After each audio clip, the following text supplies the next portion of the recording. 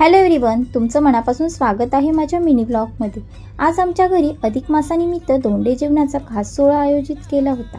यासाठी पिंकीताई आणि दादांना आम्ही प्रेमाने आमंत्रण दिलं होतं। ते दुपारी घरी आल्यानंतर सर्वप्रथम आम्ही त्यांना जेवायला बसलो। आमच्या जेवणात आमटी, आमरसपुरी, धोंडे व बटाट्याची भाजी असा स्वादिष्ट बेत होता। जेवणानंतर अधिक मासाच्या पारंपरिक कार्यक्रमाची सुरुवात झाली। सुंदर सजावटीमध्ये मम्मी पप्पांनी दादांचे पाय धुवून त्यांची पूजा केली।